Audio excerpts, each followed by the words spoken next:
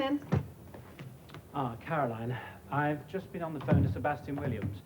I'm afraid there's been a bit of a misunderstanding. Oh? Yes, it's probably my fault. You see, when he came for the interview, he assumed that the joint managing director would... Well, to put it bluntly, he's turned it down. He says he could never work for a woman.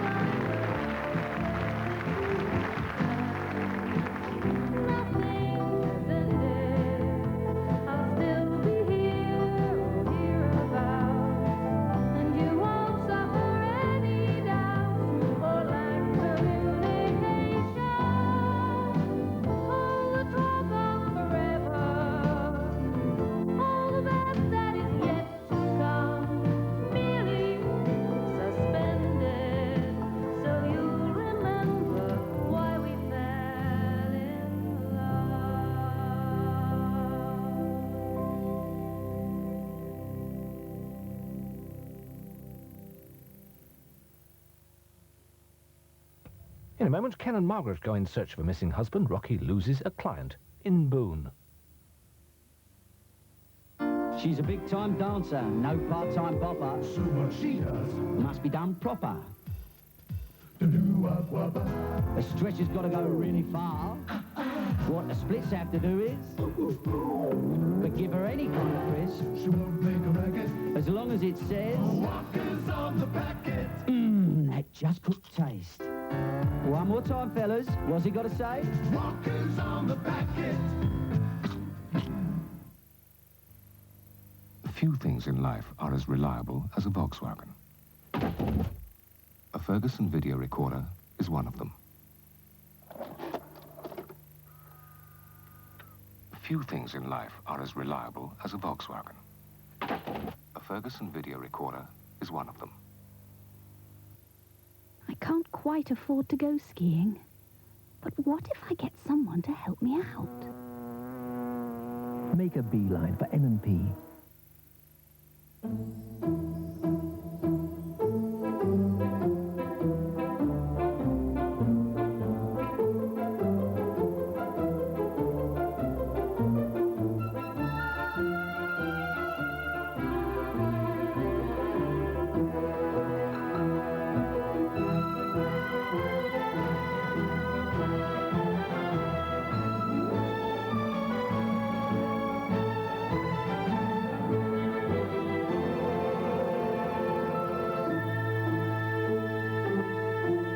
VHS.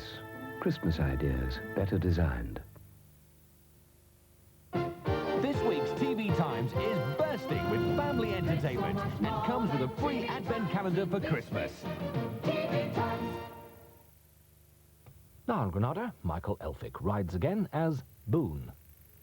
You're watching Granada. We join ITN in London now for the news at 10, presented tonight by Alistair Burnett and Carol Barnes.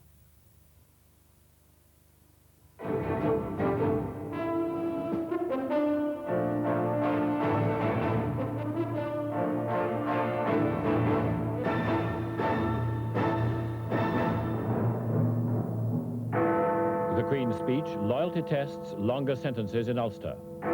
Iraq's accused of gassing 4,000 Kurds in revenge. Held for extradition, the man suspected of the Anna murder. In the limelight, the stealth bomber America denied existed. And sentenced in Moscow, the man who murdered 7 Armenians. Good evening. The government has announced tougher sentencing laws for convicted terrorists. They'll be part of a new and for the first time permanent Prevention of Terrorism Act. Remission, or time off for good behavior, will be reduced. Terrorists who offend again will get longer sentences, and the police get greater powers to search for and seize terrorist funds. Candidates in Northern Ireland elections will have to sign a declaration against violence. The measures are part of a big new programme in the Queen's speech. There are 16 bills. Labour's opposition is expected to be strongest against the privatisation of electricity and water.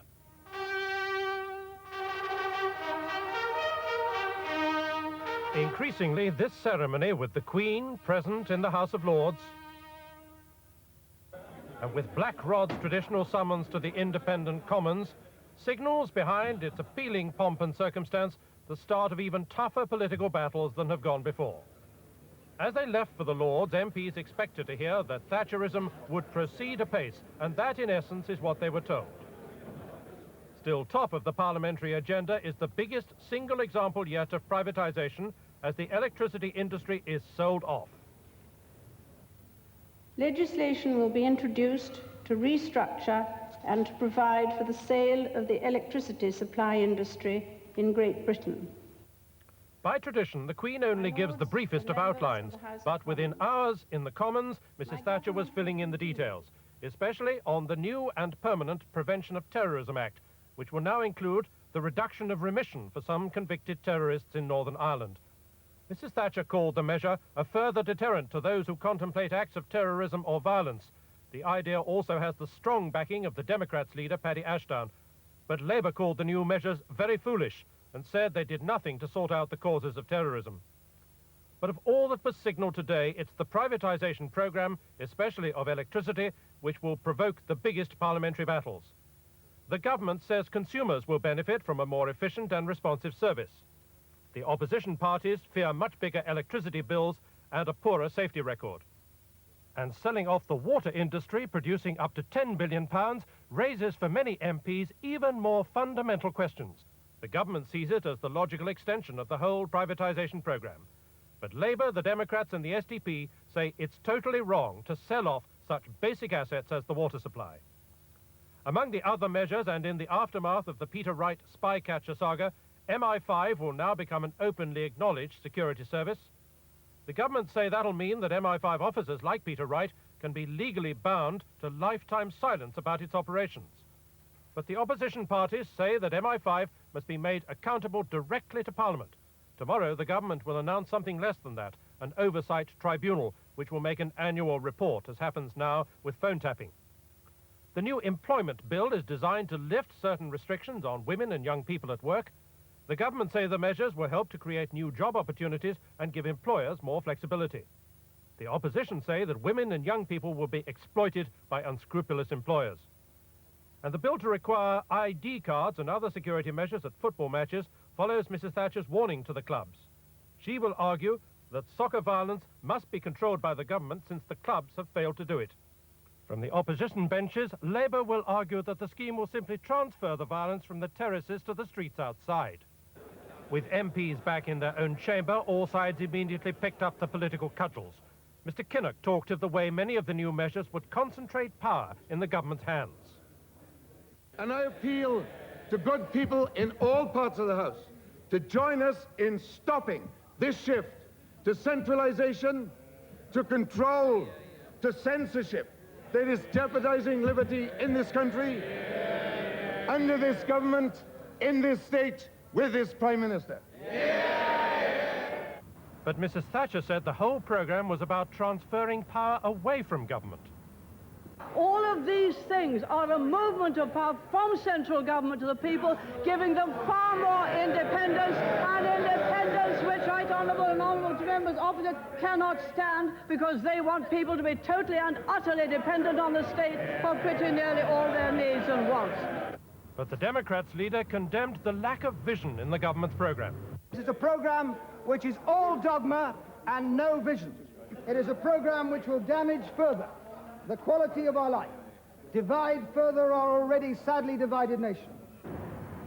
But with all that said, the fact is that the government, with its huge parliamentary majority and well-oiled parliamentary machine, will almost certainly get its programme through, even the bill on soccer violence, which some Conservative MPs are already showing signs of not liking very much.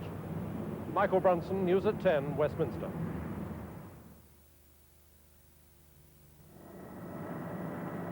With a fifth of convicted terrorists re-offending within 2 years, the government is cutting remission for long-term prisoners in Northern Ireland from a half to a third of the sentence. At present, a man sentenced to 6 years for a terrorist offence would automatically be released after 3 years. Under the new rules, he'd have to serve an extra year. And if he committed another terrorist offence while on remission, he'd have to serve the rest of his original 6-year term before starting his new sentence. One of the main reasons for introducing these measures is the high degree of re-involvement by former prisoners after release. And therefore we wanted to increase the deterrence against the commission or the recommission of terrorist offences. I think that there will be those who will be deterred, especially the fetchers and carriers, and those who are on the fringes will begin to think twice. But Labour say the government should deal with the causes of the problems. They have failed to deal with the root causes of the problems, and therefore I think that they're just screwing a lid on a boiling cauldron which will eventually explode even further. Also announced today, as part of the government's campaign against terrorism, greater powers for the RUC in seizing terrorist funds. And to hit Sinn Féin, all candidates in local elections will have to swear an oath of non-violence. The government says the new employment laws announced in the Queen's speech will help cut the number of youngsters out of work. The low pay unit says it'll mean a return to Victorian work practices. The new law would end restrictions on young people working more than 48 hours a week and working at night. The law also affects women. Like these American coal miners, British women will be allowed to work underground for the first time in modern coal mines. Women will also be allowed to work on heavy machines in factories, a practice banned since the Second World War.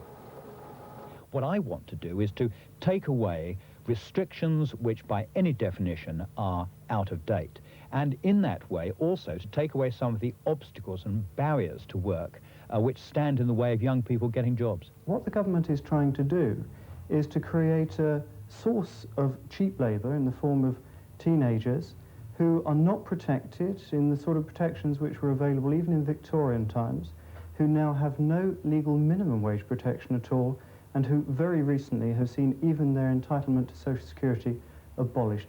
A bakery is typical of the type of business which employs young people and involves night work. Many of the 16 to 18-year-olds here welcome the change in the law. I don't think there'll be too much pressure from employers to do overtime, but if it's there, the younger people know that they can do it. They can earn that bit extra money when they're saving up for things. People my age could get a chance to earn extra money, work overtime. Nearly 1 million teenagers will be affected by the new legislation, which the government sees as leading its attack on youth unemployment. Glenn O'Glaser, News at 10, London. ITN has the first independent evidence to show that chemical weapons have been used by Iraq against the Kurds. The latest allegation is that chemical bombs were used to kill 4,000 men, women and children. It happened in August, but news of the attack on Basay Gorge in Iraq has only just been revealed. Survivors reaching refugee camps in western Iran have given the first details of the bombing to ITN. There are about 20 million Kurds spread throughout the Middle East. 10 million live in Turkey, 5 million in Iran, and 4 million in Iraq. The Kurds want an independent homeland where the borders of the three countries meet. Gwyn Roberts went to Iran to investigate the latest allegations.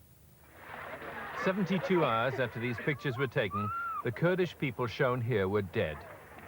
They'd crammed into Basay Gorge, waiting to escape across the border into Turkey in a bid to avoid Iraqi attack.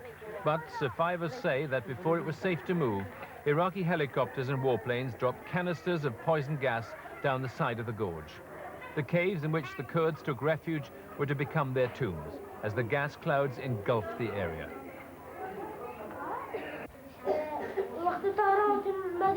We saw the aeroplanes coming.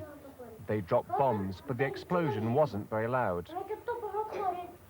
It went pop. When the bomb hit the ground, the smoke went right up and then spread.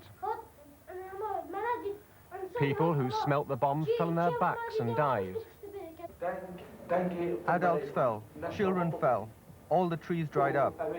We stayed up the mountain. It was hell down there. There'd been 5,000 of us, and most were now dead. Survivors were screaming and others were coughing. We were scared to help them. Another survivor demonstrated the effect the gas had on the people who were caught up in the lethal fumes and told me what happened next.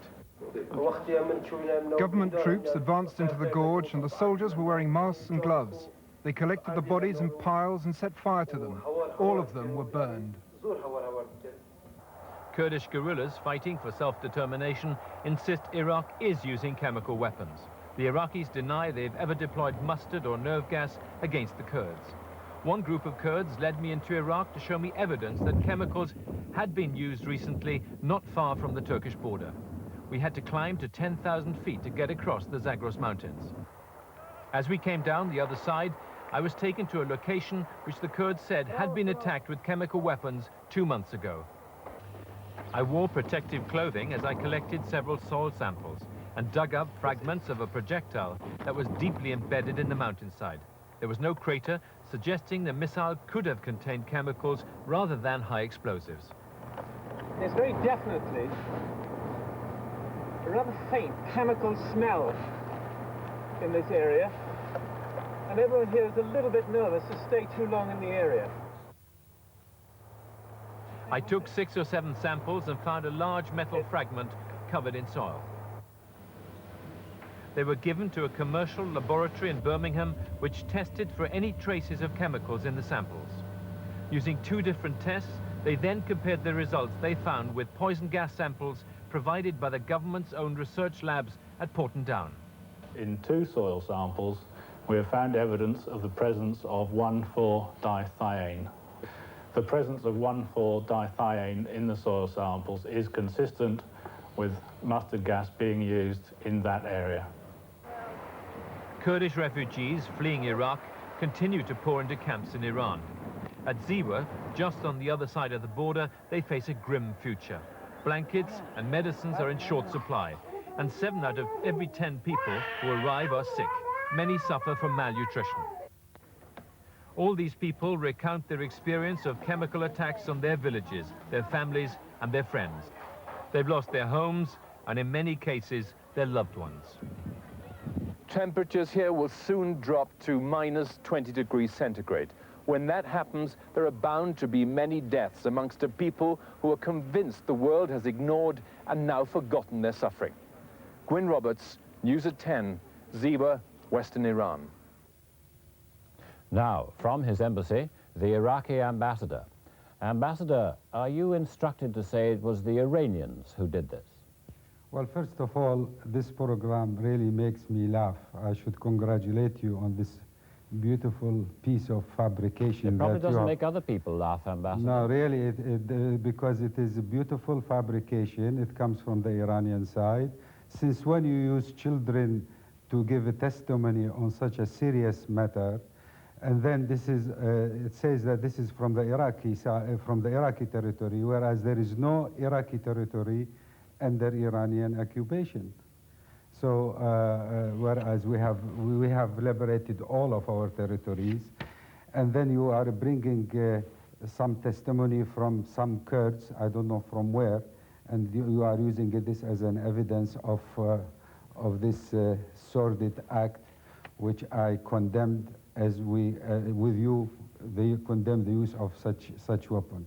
Thank you very much, Ambassador. I deny this categorically, and I feel sorry for There'll be more of Gwyn Roberts' special report in Dispatches on Channel 4 tomorrow. That's The Winds of Death on Channel 4 at 8:30 tomorrow evening. David Evans, who's wanted here by police investigating the disappearance of the schoolgirl Anna Humphreys, is in jail in France tonight. A court near Lyon ordered him to be kept in prison while his extradition is applied for. Police who've been searching for Anna are expected in France tomorrow. Almost exactly 24 hours after being detained by the police on the outskirts of this French village, David Evans was led handcuffed from the rear of the small gendarmerie on the first stage of what the authorities still hoped would be a swift and uncomplicated journey back to Britain. During his day in the cell, Evans had said nothing, and he remained silent on his trip to court. Head bowed and dressed in the same clothes he'd been picked up in, he left Pont-d'Ouin for the 30-minute drive to the administrative centre of Bourg, still handcuffed in the back of the police van. It was a police car's onboard computer like this one that traced Evans to the Interpol wanted list. His appearance at the Palais de Justice, an opportunity for the investigating authorities to formally establish his identity.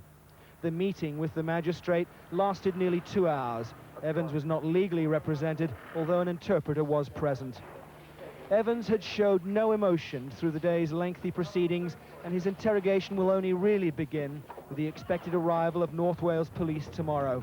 Tonight, he was taken from Bourg to prison in Lyon. The judge ruled he could be held for up to a month, pending extradition proceedings. He's now being held at the city's maximum security prison. North Wales police will be hoping tonight that his stay here at St Paul's prison will be measured in days rather than weeks. Peter Sharp, News at 10 in Lyon. Families of the men killed in the Piper Alpha disaster were told by their lawyers tonight that they should now accept the Occidental company's compensation offer. That's £100 million to be divided in varying amounts among relatives of most of the 167 men killed and 50 of the 62 survivors. We're now in a position to After 4 months of legal haggling which has straddled this country and America, today's meeting of solicitors produced an agreement which both sides think will be accepted. Since hopes were given up for those who perished, discussions have been held about compensation, reportedly ranging from £30,000 for a low-paid worker without dependents to £1.5 million for a top earner with close family. Today's meeting thrashed out a global settlement of £100 million for bereaved families and survivors. All the claimants. The areas which caused the difficulties up to now have been 3 in number. Firstly, the claims by the parents of the deceased. Secondly, a requirement that we wanted to be in a position that the relatives would not in fact have to face any legal costs themselves. And thirdly, the question of Occidental recovering sums from any other parties. These matters, in our view, have all been resolved satisfactorily. Solicitors for Occidental Oil, owners of the rig, say they're delighted by today's agreement and that money would be paid out in the new year. But families must agree between now and December the 1st when solicitors meet again. Already, some are saying that more money would be paid out if they insisted on going through American courts. For years, the United States denied that its stealth bomber, designed to baffle all interception, even existed. Now, the first pictures outside the comic books, next. Plus the future phone that'll never let you put it down. And the Zeppelin, the VC for shooting it down, and £90,000 for a children's charity. That's in a couple of minutes.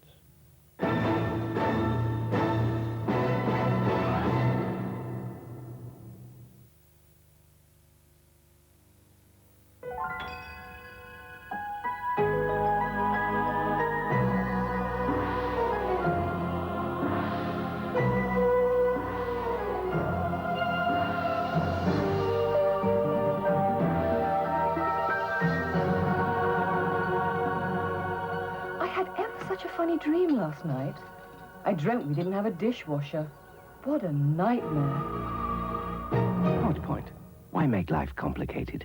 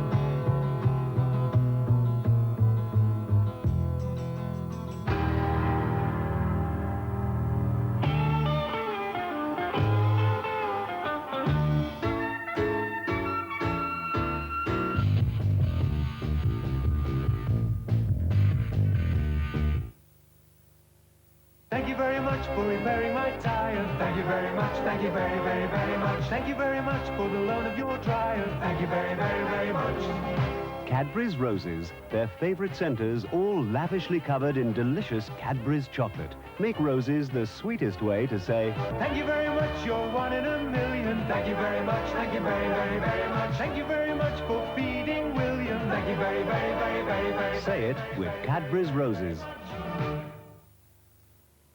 BASF, the right chemistry. Fast in transportation, engineering, paints, and paint systems. More ideas to meet the growing needs in agriculture and conservation. More innovation for a healthy life and a beautiful life. BASF. There's more than one way to look for a solution. BASF, the spirit of innovation.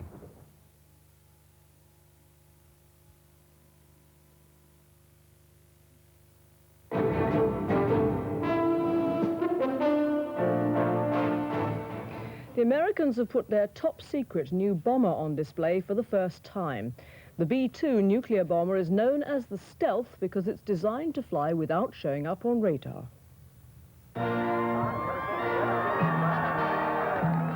It was like a scene from Star Wars, the new stealth bomber emerging into the glare of publicity after years when its very existence was top secret. The revolutionary bomber is designed to be almost invisible to enemy radar, slipping undetected through Soviet air defenses. Even today, no one was allowed to look at the tail section. That's still highly classified. But secrets will get out.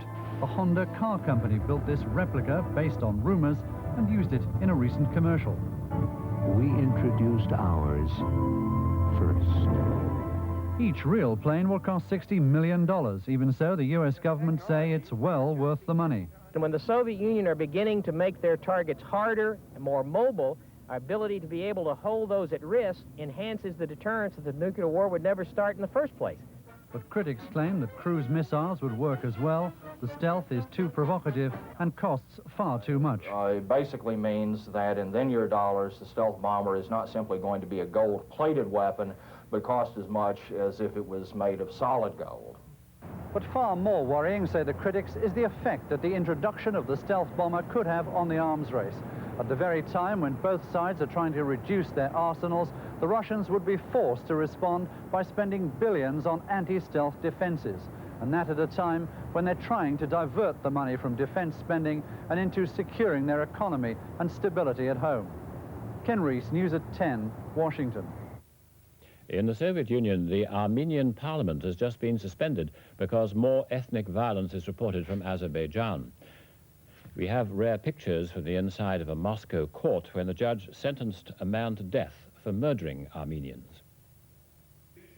9 months after the Sumgait riot, Moscow's Supreme Court is trying the Azerbaijani ringleaders.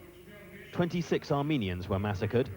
Charged with a leading role is a young gang leader brought to Moscow on trial for his life. The state prosecutor demanded the death sentence. He knew only this would satisfy grieving relatives whose anger at lighter sentences have seen these trials switch to Moscow. The court heard that Ahmed Akhmedov in the dock shouted, "Kill the Armenians," as he led a mob who burned 7 Armenians alive. He sat calm and relaxed throughout the evidence. An amateur video camera captured the trial's last minutes.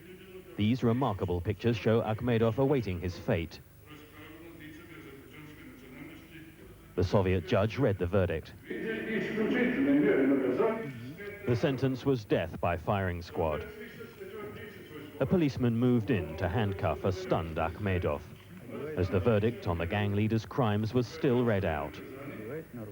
It was an historic moment rarely seen outside a Soviet courtroom. The sentence met with approval, but from Akhmedov, last-minute defiance. 32 died in the Sumgait riots. Nearly all were Armenians who fell prey to Azerbaijani mobs like Akhmedov's. Using weapons like these, his gang attacked Armenians at random.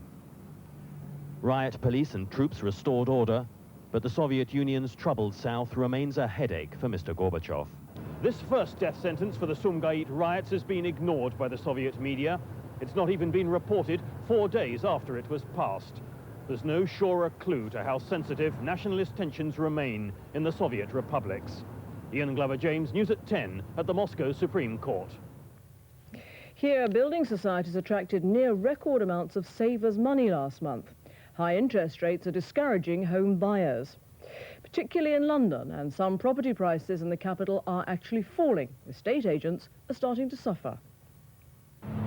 Everyone suspected the London property market had ground to a halt. Today's report from the Royal Institution of Chartered Surveyors reveals that house prices are falling in parts of the capital as buyers feel the pinch of higher mortgage rates. Well, since the summer, we've noticed a drop in property prices of around 5%. One would hope that this doesn't continue into the new year. It very much depends on interest rates, obviously. But if it did continue into the new year and prices dropped a further 5 or 10%, we may find that several people who have high mortgages may be walking away from their mortgages. Now there's talk of a Black Monday for estate agents. The southeast chain Bairstow Eaves has announced 140 redundancies and warns there could be more job cuts. It's a far cry from the days when London was the #1 property hotspot. In the summer of '86, London property was going up at a rate of more than 28% a year, compared with 4% for East Anglia and 8% for the North West. By the following summer, London had fallen back, and the spotlight had shifted to East Anglia, going up by 40% a year, with the North West also rising slightly. This summer, London cooled even further, and the East Anglian boom began to tail off. But now the North West has heated up. Prices there have risen 45% in the past year, and they're accelerating. One of these new boom towns is Macclesfield, now part of Manchester's commuter belt. The town still has an identity, which I think a lot of the Manchester suburbs don't have. You've got the airport, which is continuing to expand. There's a lot of wealth in the area. These local houses were worth £30,000 or £40,000. Now they're selling for £100,000 or more, the sort of house price once only seen in central London. The telephone of the future was unveiled today. It replaces almost every other communications gadget, and what it can't replace, it switches on for you. You can even program it to react to your voice only.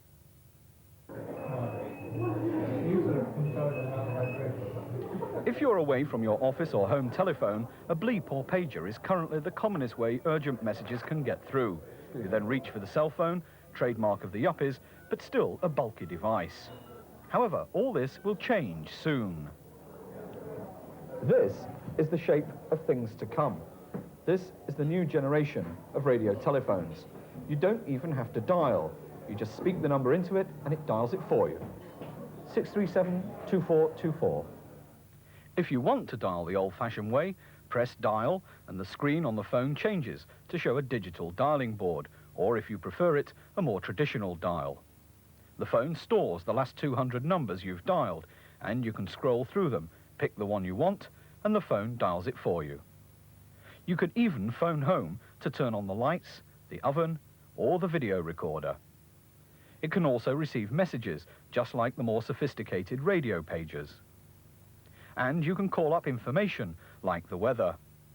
This phone is still in the design stage, but British Telecom say all the technology is available now.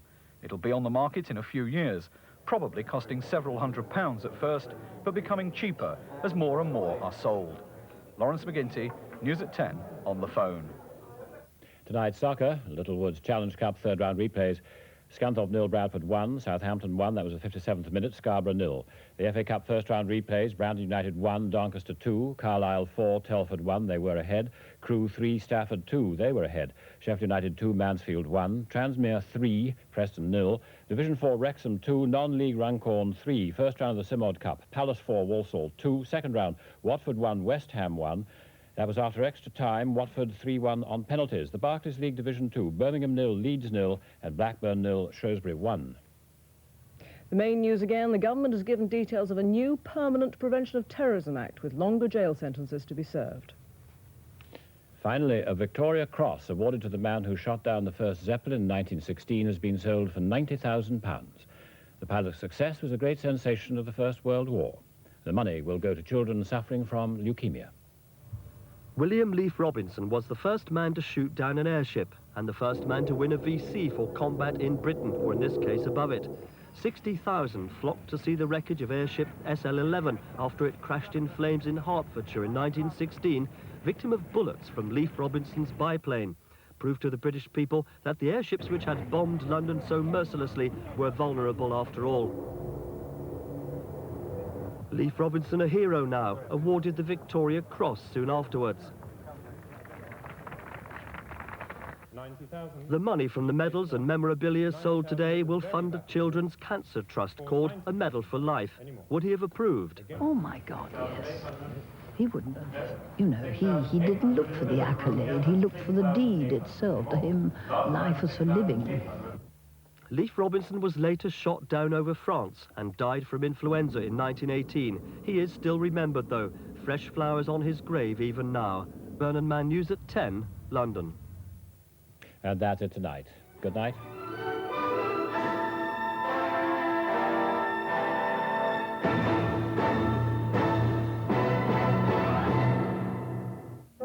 Wednesday at 9, a case of indecent exposure. Rumpole. My dear fellow, you've gone quite pale. You told me to go there. You'll become the strippers, QC. Ballard as good as threatened to kick me out of chambers. And my marriage is on the rocks. Your clients must be everlastingly grateful to you. Marriage on the rocks, you say? Oh, yes, yes. She didn't want Tristan and Isolde to associate with a father dedicated to the exploitation of women. Oh, Portia, whatever happened to the quality of mercy? It was sold for £1 of flesh. Rumpole of the Bailey, back Wednesday at 9 on Granada.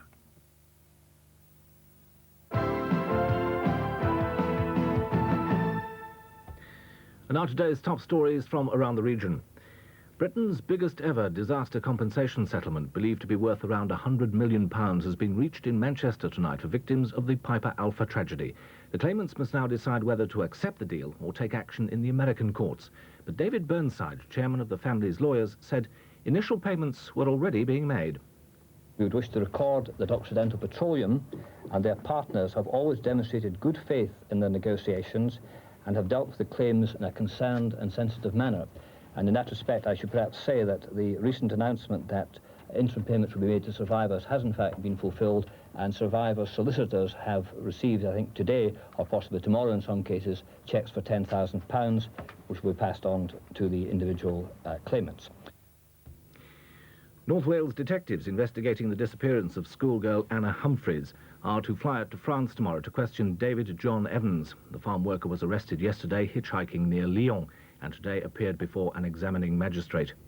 Moves are now underway to extradite him to Britain. While MPs gathered in Westminster for the Queen's speech today, midwives from the Northwest gathered outside to protest their new gradings. It coincided with a demonstration by nurses in Manchester. Lucy Meacock reports. On the day of the Queen's speech at Westminster, midwives, including many from the Northwest, took the opportunity to make themselves heard in the capital. They said the new grades took no account of their expertise. In Manchester, hundreds of nurses kept their protests local. They wanted the Northwest Health Authority to admit the grades were unfair. Feelings were running so high, police had to be called to keep the protesters at bay. Those who managed to get into the meeting were told to leave after just 20 minutes. The Mersey's 67 pilots have been meeting in Liverpool tonight amid threats of a mass resignation, which would bring trade on the river to a standstill. They're angry at a cut in their wages following deregulation of the pilot service last month. Workers at the doomed Patricroft Royal Ordnance plant in Eccles staged a walkout today. Union officials claimed management refused to let them hold a mass meeting to discuss the planned redundancies, and instead they met at a nearby Labour club. Over 1,000 jobs are due to go at the plant. A man is still being questioned by police following a siege in Hindley near Wigan. A woman was held hostage for 3 hours in a house in Smithwood Avenue, but was released unharmed. Officers forced their way into the house early this morning and arrested a man. Police say a badly decomposed body pulled out of Coniston Water in Cumbria is probably not that of Donald Campbell. The corpse was discovered on Saturday by 2 amateur divers who said they thought it was dressed in a boiler suit similar to one worn by the powerboat Ace. As the Lombard RAC rally continued on its stage through the Lake District today, 2 Japanese competitors found themselves in the dock following yesterday's North Wales section. At Dolgelly magistrates, the 2 men pleaded guilty to reckless driving and were each fined £200. And now the weather, some showers along the coast, but mainly dry and clear with temperatures falling to -3 degrees centigrade tonight. Tomorrow staying mostly dry and sunny, temperatures climbing to 7 degrees centigrade. And that's all from Granada Reports for now. ITN keeps you in touch with the main news throughout the night. Granada Reports is back at 9:55 in the morning. Lucy, the light of my life, is out tonight. She's trampolining at the gym. These days she's leading the high life. High fibre, high protein, and high time you got your feet off that decaffeinated coffee table, Derek. Well, in her absence, I too have been working out. Working out what to have for dinner. And after giving my memory a little jog, I decided on a plate of these. Wall sausages. Sorry, love. It's true, you know. Absence really does make the heart grow fonder. Walls. Food you can really fancy. So, you're in... Pensions. Pensions? How interesting. How dull. Which company? Friends Provident. Oh, Friends Provident. Friends Provident. You're quite big, aren't you? About 5'8". Sorry? Sorry.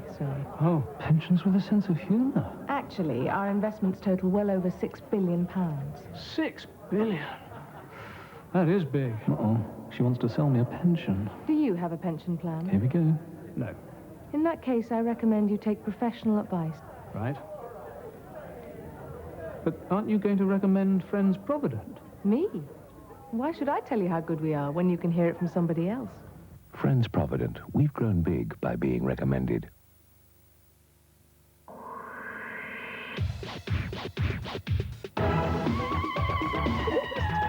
This turns me off.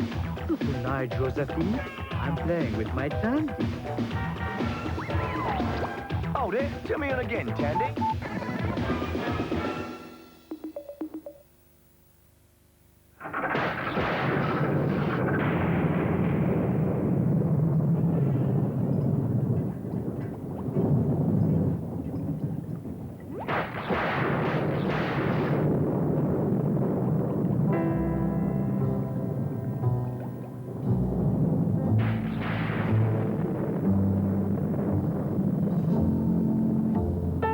Happiness is a cigar called Hamlet, the mild cigar.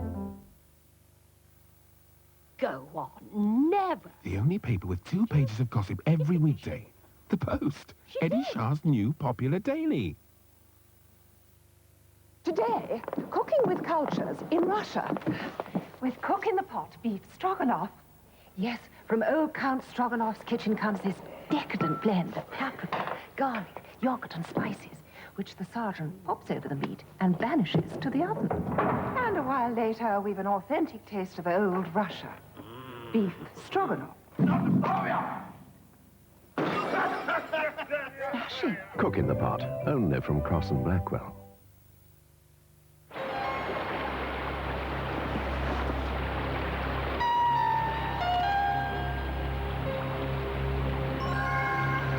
Harp Master Lager is a new strong lager.